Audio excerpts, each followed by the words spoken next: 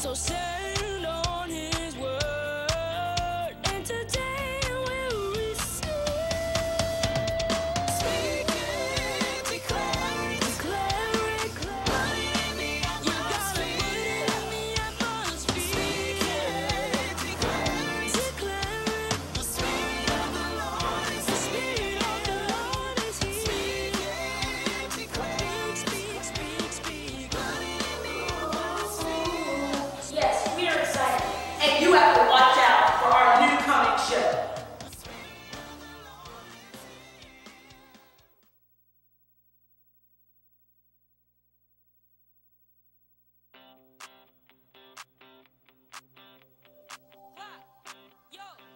Clap your hands, go.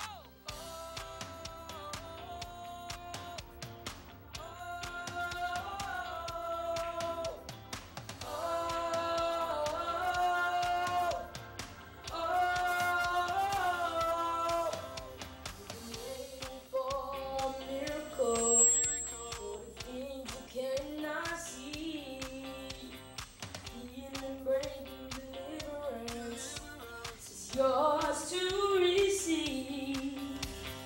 God gave us authority. There is power in what we say. So open your mouth and declare it. Receive it now by faith. Speak it, declare it, put it in the atmosphere. Speak it, declare it, the Spirit of the Lord is here. Yes, it is. Speak, speak, put it in the atmosphere. Speak it, yeah. The Spirit of the Lord is here. Your situation is out of control, but you gotta still believe. Greater is coming, more is on the way. Eyes have not seen. Oh, God can cover you. He's got purpose and destiny. So stand on his word, and today we'll reach. Speak it, declare it, put it in the atmosphere. Speak it, declare it, the Spirit of the Lord is here.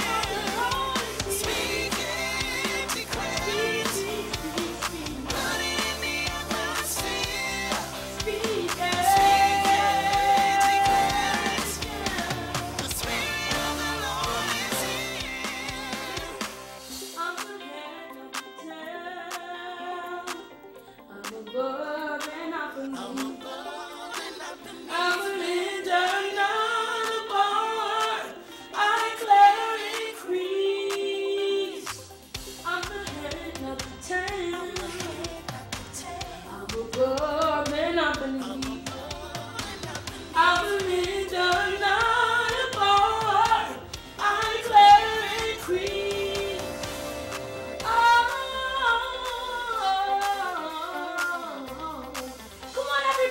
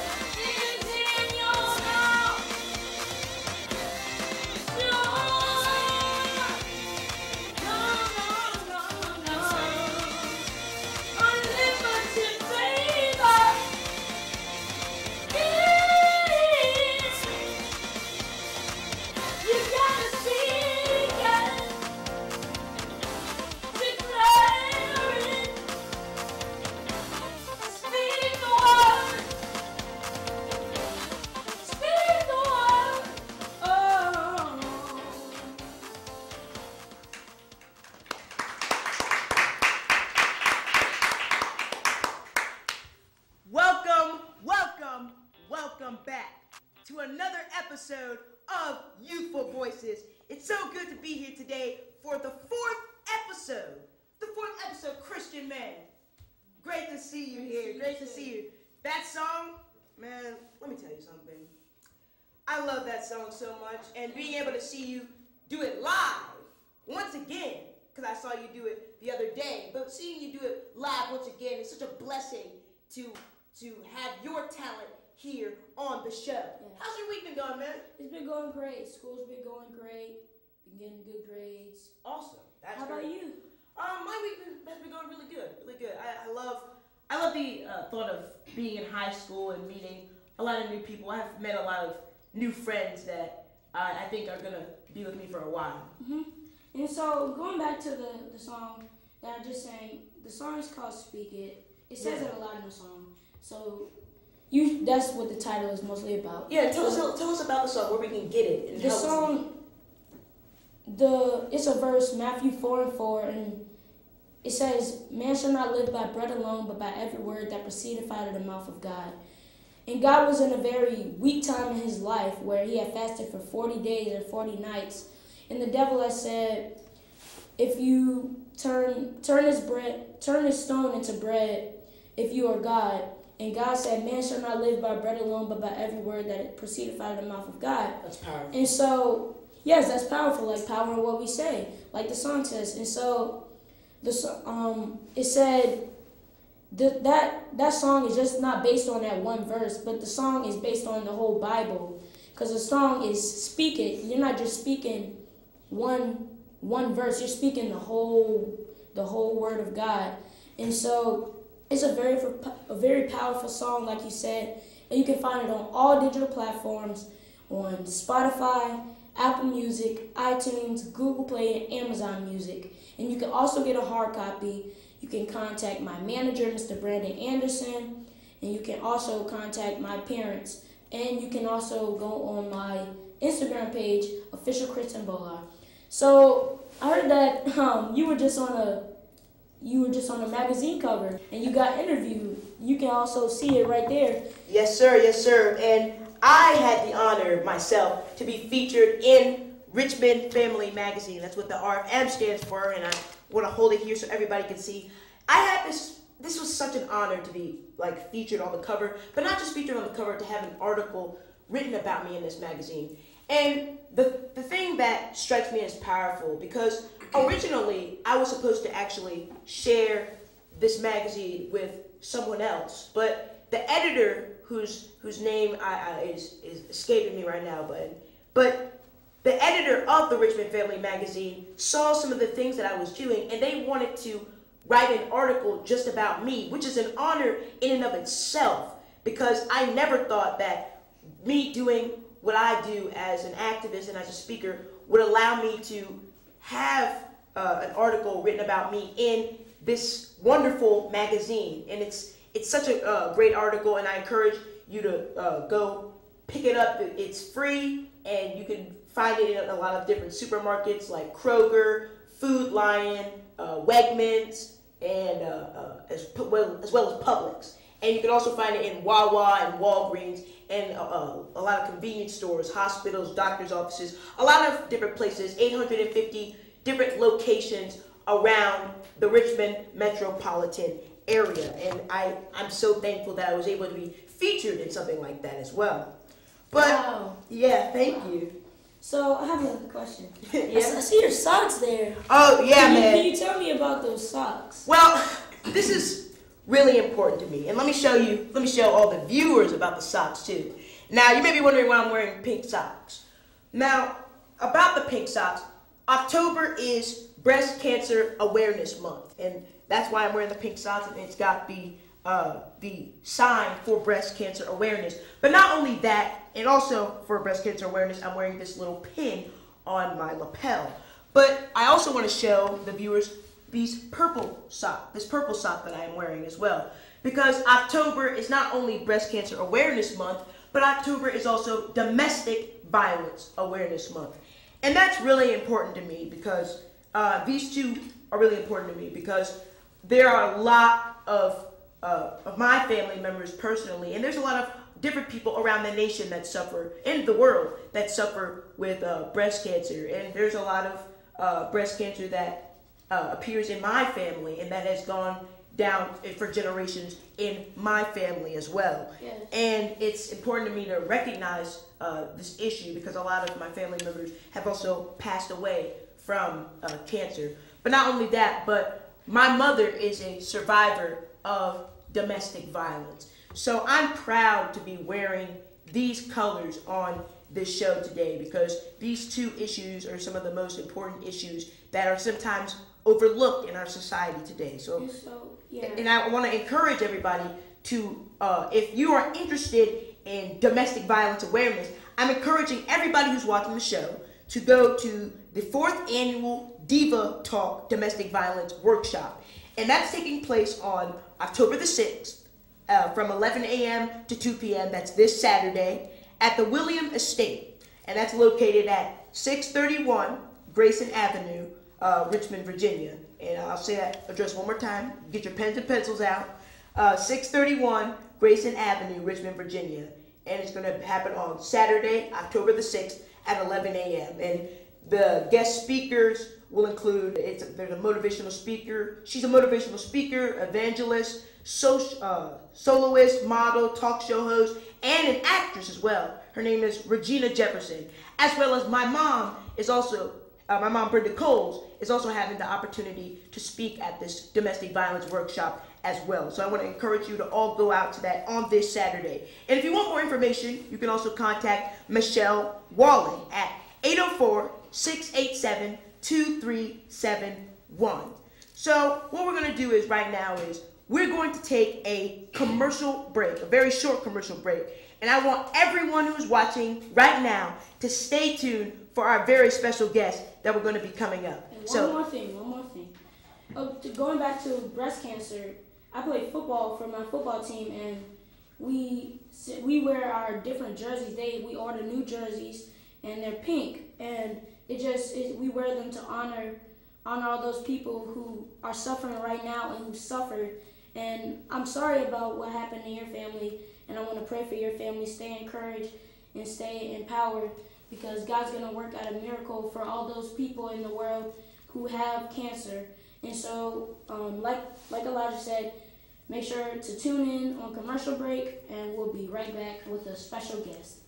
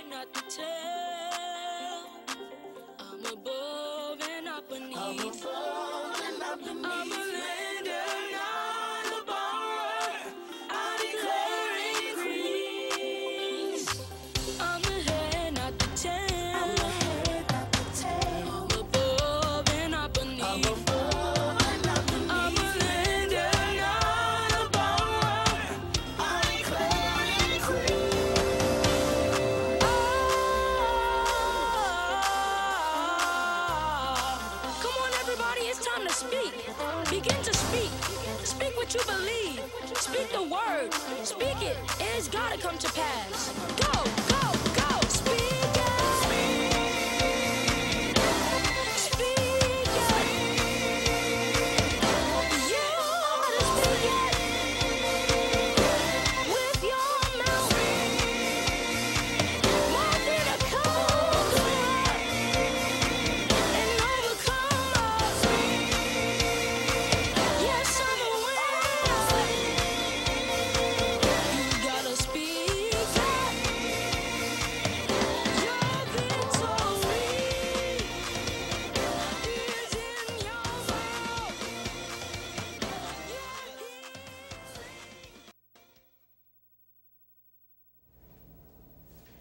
Welcome back to Youthful Voices. Today, I want to introduce a very special guest, a very special returning guest. Her name is Kenya Grooms, and she's from John Roth Middle School. She's 11 years old, and today she is going to bless us with her skill at drumming. So I want all of you to enjoy the very special Kenya Grooms.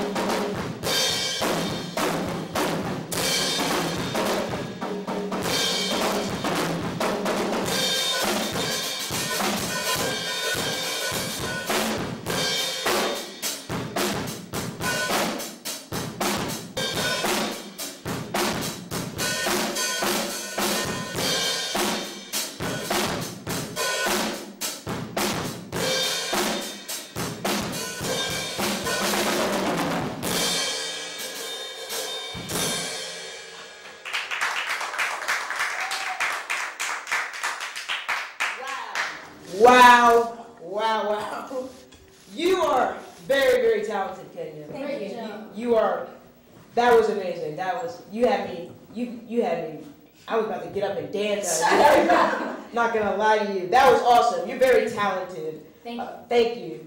Oh, we just want to tell you, welcome on the show. Thank you. We know you were on here the first episode, so we want to say welcome back. Good to see you back here. So we're gonna ask a few questions. So the first question is, how long have you been playing drums? Since I was 3 years old. Wow, 3 years old, and you're 11. Yes. That's awesome. Can I actually want to ask you, because I'm interested. What got you started into drumming?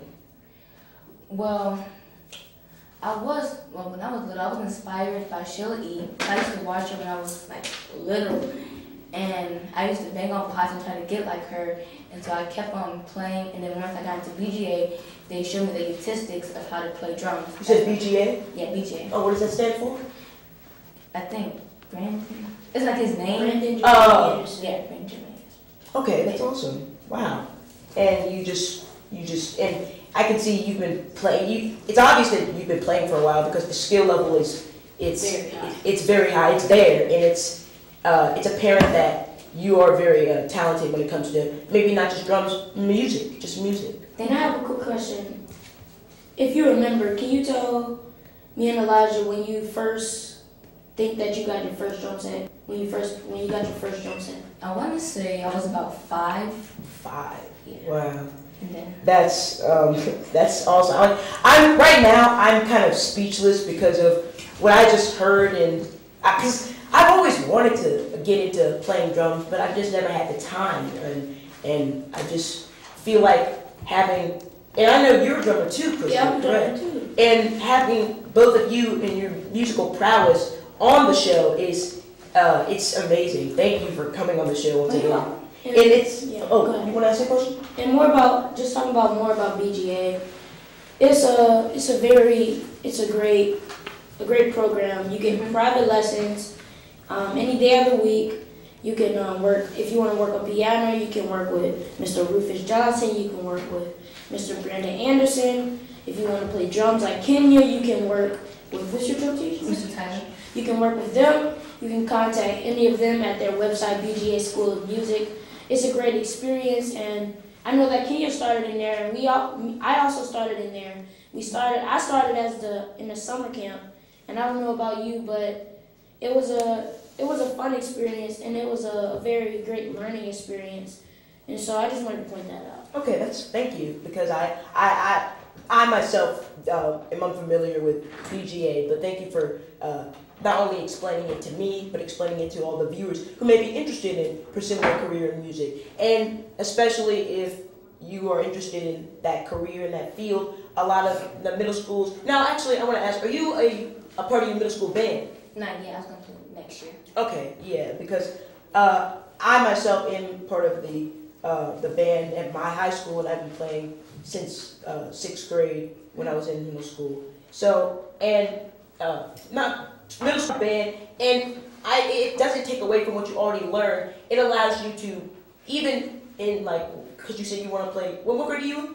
The 6th. You're in 6th, and even if you want to play in 7th grade, it doesn't, band, from the amazing skill that you have, band doesn't take away the skill that you currently possess. It allows you to further it and grow and develop it, evolve it to become better and better and better, and it just keeps growing on. And even if you're in your middle school band, it doesn't stifle you to become a really important piece of that, because I feel like of course you would be great at percussion, but I feel like you could also take the opportunity to become multi-instrumental, trying to learn different instruments so you can further your craft, because you have a very, very, very intriguing. And I want to see where you go with this skill, because I can see the career path that you're taking, and I can see this career ahead of you. Now, are you interested in drumming as a career, or are you interested in something else? Drumming as a career. Wow, and I can see it happening. You could do it right now if you really wanted to. You could do it right now. That's awesome. You could be a part of a band. You could travel places. You could go on tour, just being a drummer. And the amazing part about that is that not just you're a drummer, but you're you're a young drummer, and also you're a girl drummer. There's not a lot of girl drummers out there. And Yeah. another thing, me and you, we had the privilege to be in the GI's newest music video for I'm Ready. Can you tell all the viewers out there about that experience that you had of being in that video? It was a great experience. I learned how to good choreography to dance into a beat, try to fit in with the beat instead of being off beat. So I learned, it was a great experience that I learned. That's awesome. Well, what we're gonna do is, and we want to thank you, Kenya, for coming on the show. Thank you for having me. Thank you for again, like Elijah said, thank you for coming. We're gonna be having another dynamic guest next. I don't want to spoil it for you, but she's a dynamic guest. We want to again say thank you for coming on the show. Thank you. And we're going to be heading into commercial break. And another thing, the call lines will be open, so call in if you have questions about the next thing and topic that we're going to be talking about.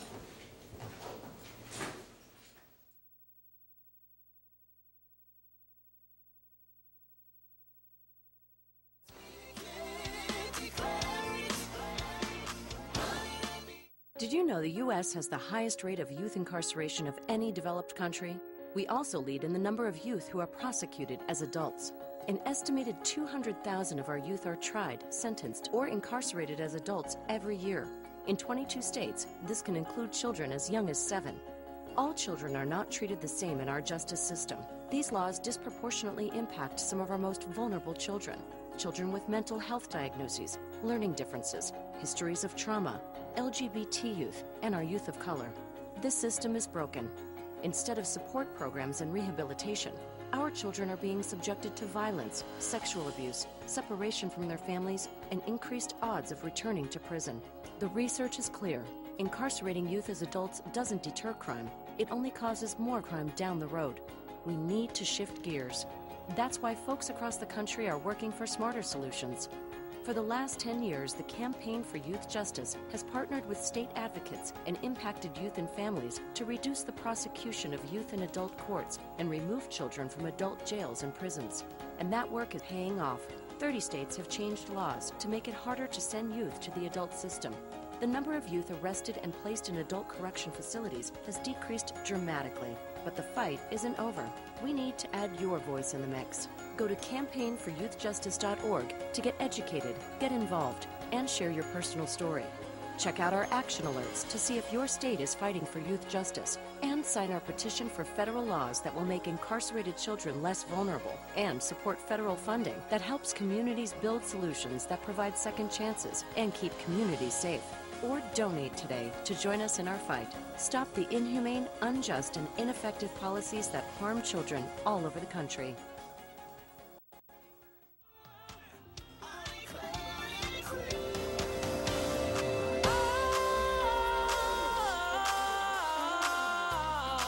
Come on, everybody, it's time to speak. Begin to speak. Speak what you believe. Speak the word. Speak it. It's gotta come to pass. Go, go, go. Speak it. Speak it. You gotta speak it with your mouth. Want it to come and overcome us. Yes, I'm a winner. You gotta speak it. Your victory is in your mouth.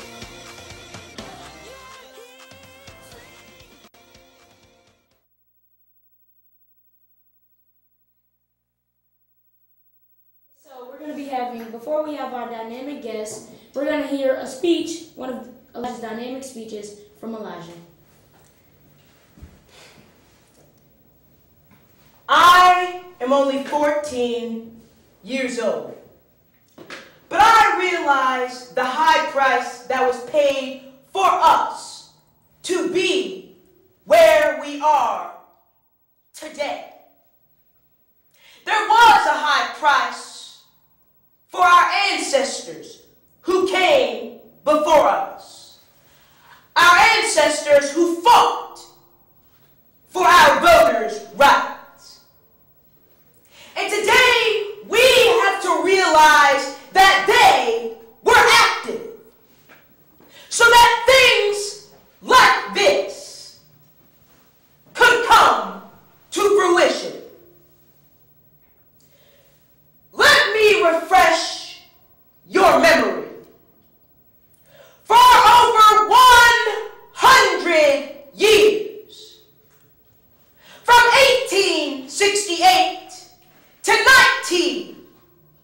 1868, our ancestors were legally disenfranchised by Jim Crow laws, literacy tests, property ownership requirements, poll taxes, and many other forms of legalized racism.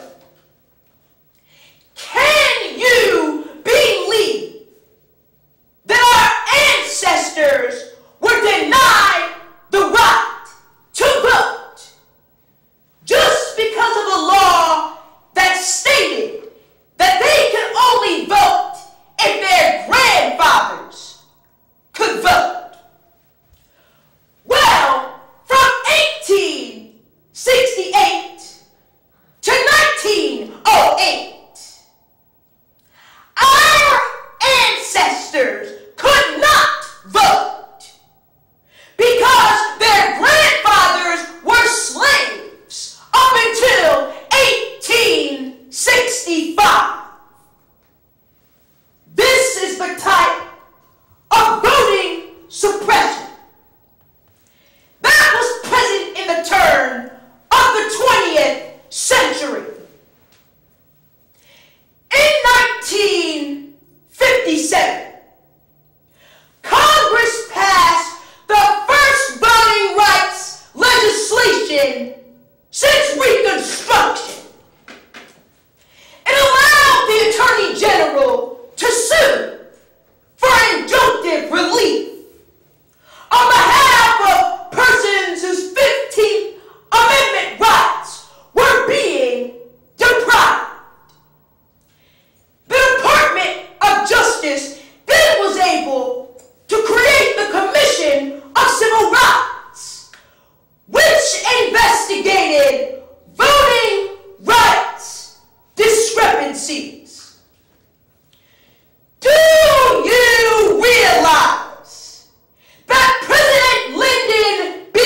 Johnson would have never signed that voters' rights bill had it not been for Dr. King and his soldiers constantly pushing for legislation, constantly engaging in non-violent protests, constantly engaging in marches? Just like the first march from Selma, Alabama to Montgomery, Alabama, which is now known in the black community as Bloody Sunday.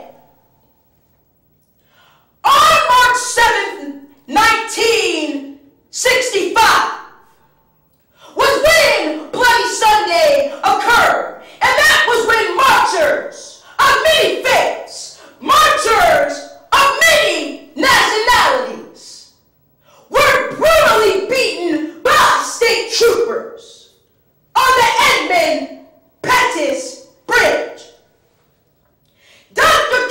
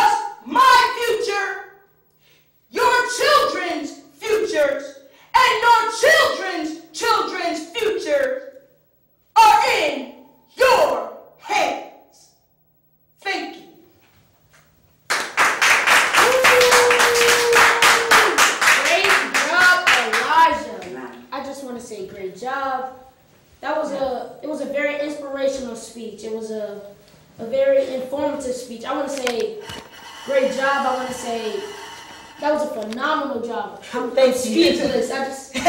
You have a great gift of talking, speaking. Thank you. And I just want to say great job. Thank you. And now we can have a very special conversation with our special guest. And sorry if I sound a little winded out. That speech takes a lot out of me. But I'm still here, and I really want to get. And it's good to have you on the show, Ms. Thomas. Thank you so much. Thank you so much for having me. And let me give her a proper introduction. Her name is Jeree Thomas, and I believe you're the policy director for the Campaign for Youth Justice. That's right. That's awesome. And you're also an attorney for young people as well. That's right. That is awesome. We are so glad to have you on the show today. So, to start off, I just want to ask you, tell us a little bit about yourself, like where you came from, how you have come to the position you are in right now. Yes, so thank you again so much for having me on tonight. I really appreciate it. It's a pleasure and honor to be here. So my family is from Norfolk, Virginia, and so my family was born and raised, my parents were born and raised there, but my father was in the military, so I traveled around the world and even overseas. And after that traveling, I came back to Virginia to go to school and decided very early in my college career that I wanted to do what's called child advocacy, that I wanted to represent young people who came in contact with the juvenile justice system, and now I do that work related to kids who come in contact with the adult criminal justice system. And the school to prison pipeline as well, correct? Yes, absolutely. That's awesome, and I'm so glad we have someone like you who is trying to fight the system and trying to fight trying to prevent kids from getting into the system, because once you get out the system, once you get in the system, it's extremely hard, almost impossible to get out. Yes, and I want to say thank you for coming on the show. And it's like Elijah said, it's a great experience for you to be on the show. So like if we have some of those friends who are struggling, we can talk to them about what you said to us and encourage them to not get into those things that are bad and that could cause you to be in jail for the rest of your life. And so we're going to be asking you a couple of questions. I'll start. What is the primary thing that is voted on in most elections in the United States? So that's an excellent question. That goes probably even beyond my expertise, but I'll share what I can share. So one of the issues that my organization, the Campaign for Youth Justice, one of the things that we focus on is trying to get young people under 18 out of the adult criminal justice system. And the truth is that it is elected officials, right? So it's your state elected officials, prosecutors, sheriffs, and others who make decisions about what happens to young people as well as what happens to adults who come in contact with the juvenile justice system or the adult criminal justice system.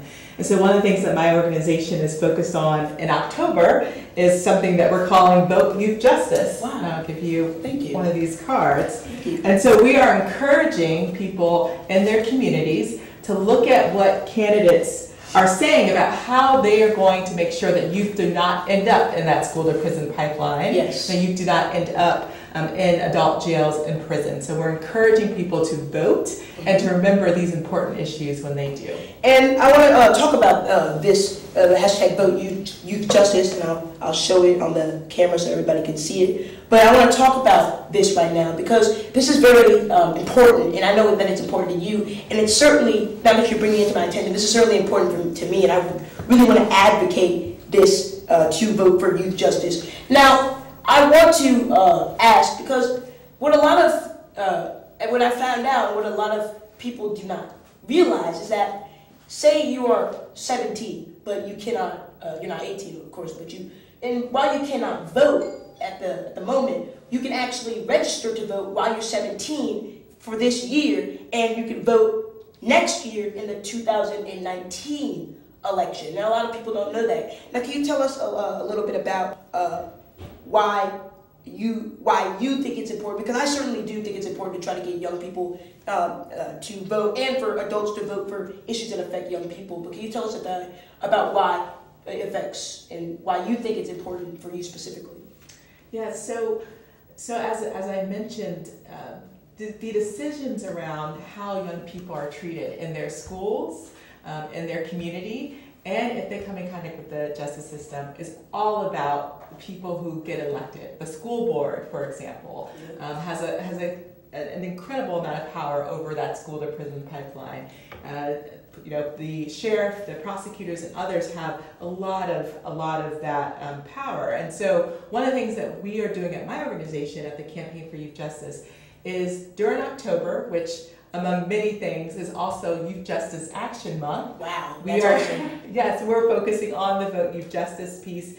We've actually had the pleasure to work with young people right here in Richmond who were incarcerated in Richmond's Detention Center to actually develop this T-shirt. So as a part of the Performing Statistics Project, which is a partnership between Art 180 here in Richmond and the Leeway Justice Center, we worked with young people who created these awesome T-shirts and actually printed some for us. Wow, that's awesome. We're going to be sending these to advocates across the country who are hosting events this month in October to highlight youth justice issues in their community. Wow, that's awesome. Yes. So I know that there's a lot of kids. Sometimes they say, teachers say, what do you want to be when you grow up? And a lot of them say, I want to be the president. I want to be any type of high position. And so can you tell us about, like, what are some of the things that politicians will do to try to get elected? Some of the things politicians will do.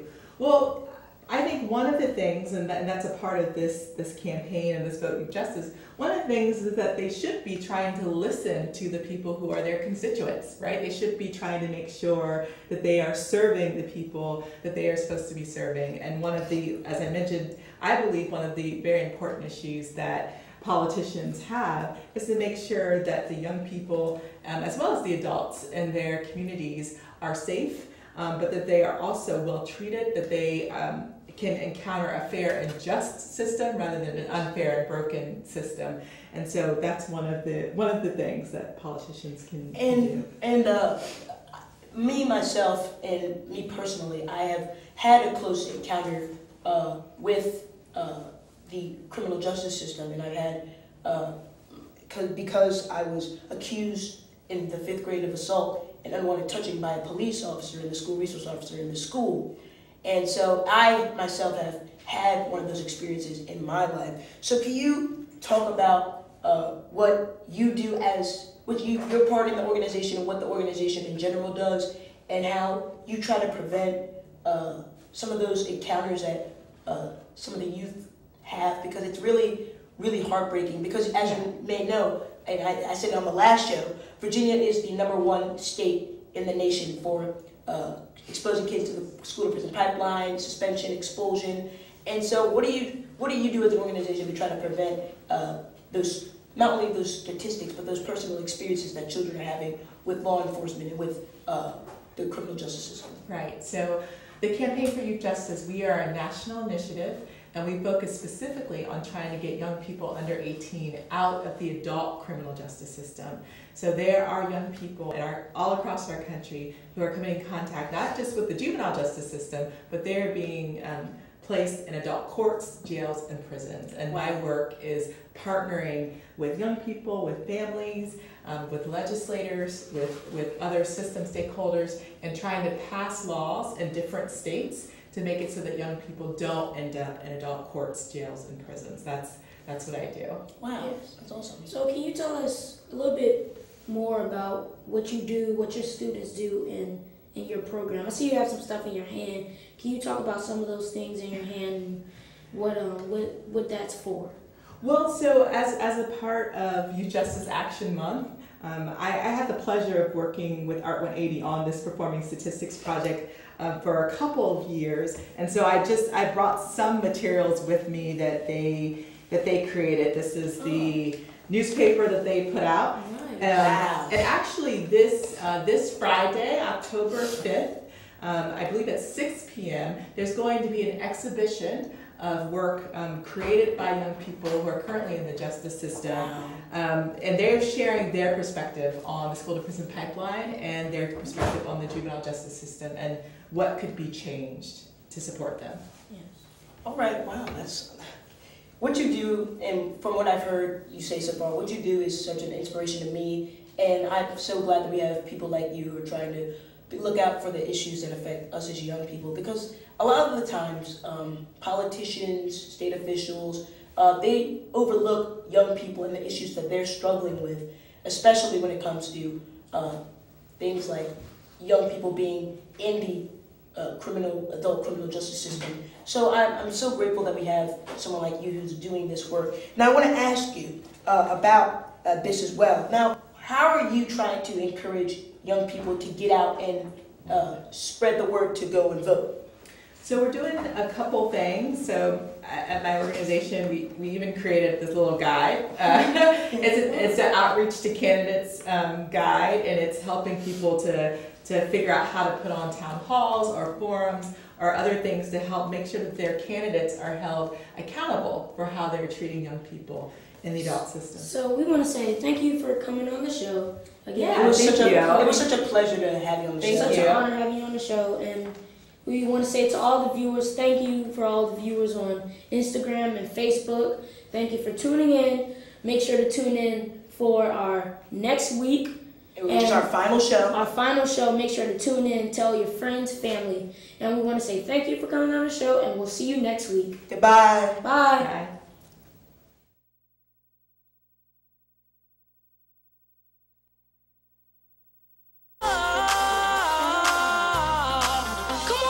It's time to speak. Begin to speak. Speak what you believe. Speak the word. Speak it. It's gotta come to pass. Go.